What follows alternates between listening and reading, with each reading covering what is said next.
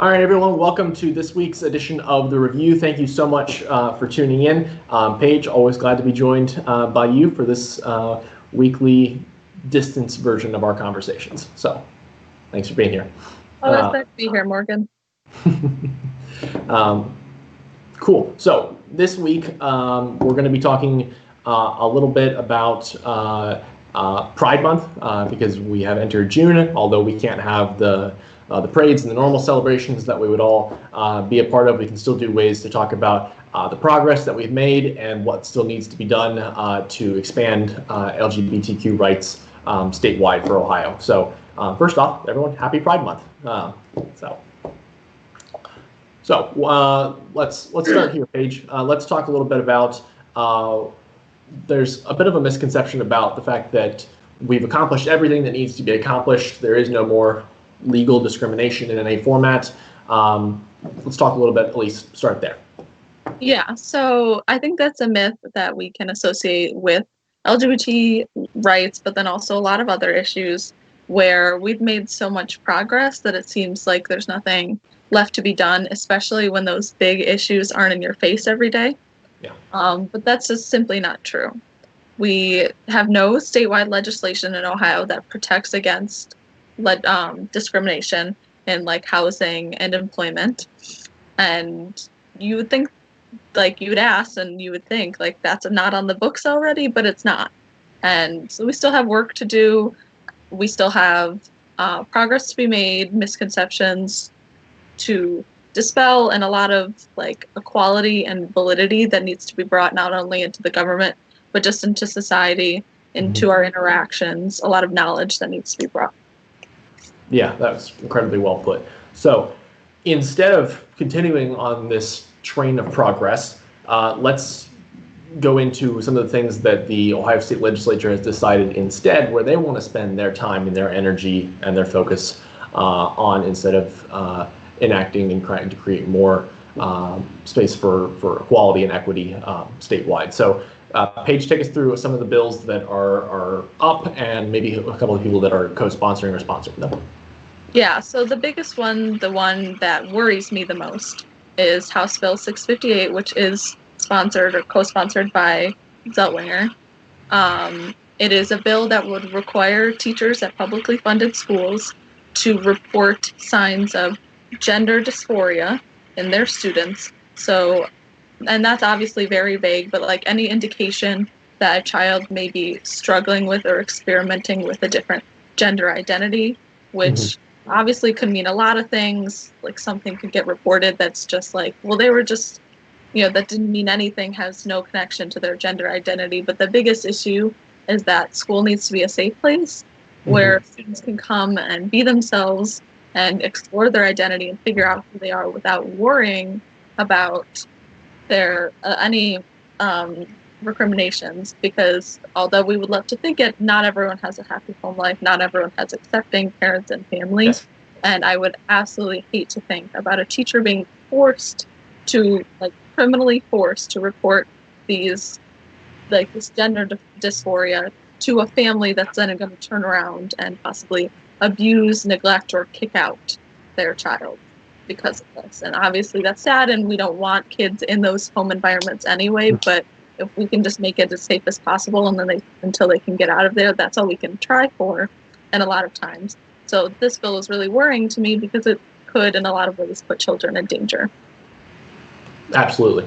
That's completely unacceptable as an entire concept for a bill. That bill came up in 2018, where it was co-sponsored by Representative Tom Brinkman in House District 27. So if you want to defeat him, go check out Sarah Bitter's campaign. And then our opponent, Representative Paul Zeltwanger, was the other lead sponsor on that piece of legislation. It received national attention for it just being truly terrible in all senses.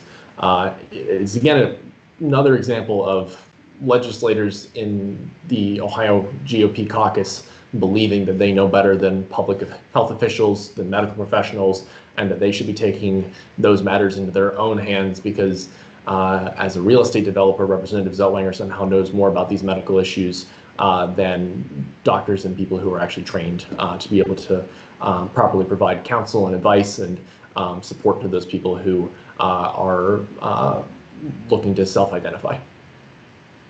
Yeah, exactly. And I think this time has definitely made us appreciate what a big part of our lives teachers are. Mm-hmm. It's not something you think about a lot. Like, you think, okay, I go to school to learn, and that's what they do. But they're mentors, they're like, counselors, they're friends. There's so much more to children, to us, to society as a whole. And like, not only is it tragic for the kids that could be put in danger, I think it's a tragedy that this piece of legislation could force teachers to turn on their kids. Yeah.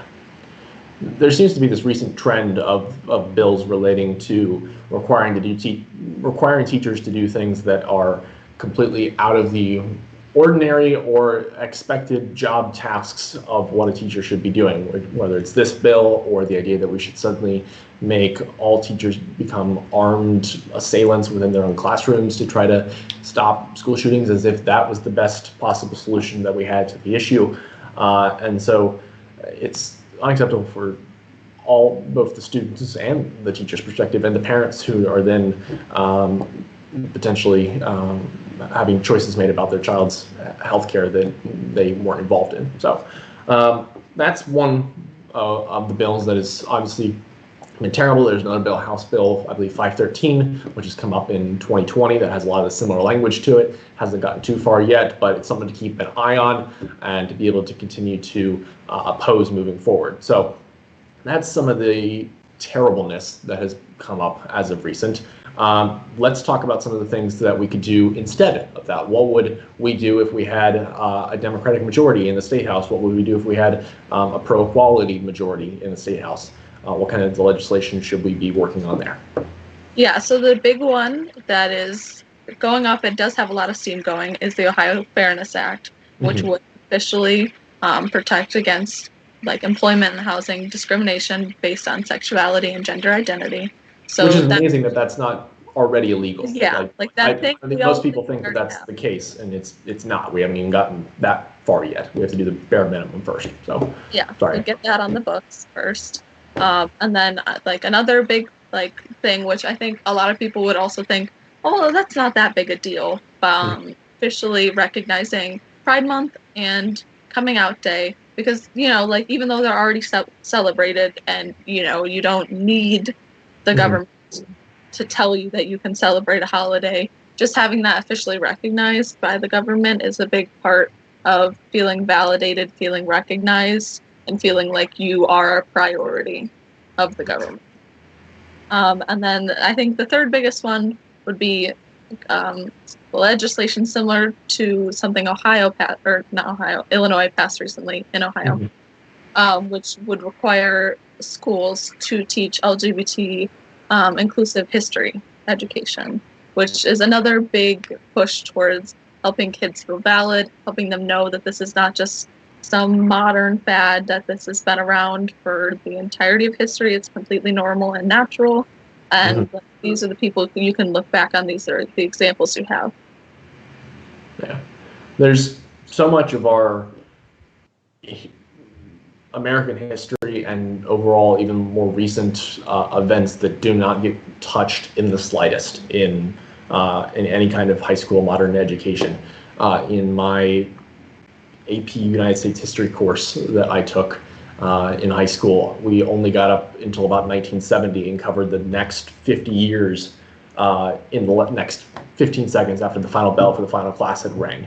And so we're ignoring all sorts of recent developments, historical points, things that have a daily impact on a huge percentage of our state and our country's population that has no impact in our classrooms and has no ability to show that there is been a history with this. Yeah, exactly. Yeah. Yeah, and then the one final big one that I would definitely say is a conversion therapy ban, statewide. And there are like different like townships and counties around Ohio that have like conversion therapy bans, but just a statewide ban to protect our youth, to protect them from a severely damaging and traumatizing experience. that is medically shown on numerous studies to increase likelihood of depression and suicide in teens. Just completely eliminating the possibility of putting our youth into those programs. It's something that should be done nationally at the very least, and until we can get to that point in time where we have a pro-quality majority in both the House, the Senate, and the White House, we've got to be able to do it on a state level, city by city if necessary, and state by state. And so those are all fabulous pieces of legislation that we need to be able to work towards that. Unfortunately, due to the current makeup of the State House, we're not going to see anything like that get passed. And so that's why these elections are so crucial. That's why you might have heard it said before that local and state level politics have a larger impact on your day-to-day life than anything else. Yes, national headlines consume all of the news, and a lot of reasons, for good reasons, but it's those individual state house races and for city council and other things like that can have a real impact in making a difference in so many people's lives. And so that's why elections like these really matter. So I think with that, unless Paige, you have anything else, we're going to call it a wrap for today. Thank you so much, everybody, for tuning in, and we'll see you on Monday and Thursday next week. Thanks, everyone.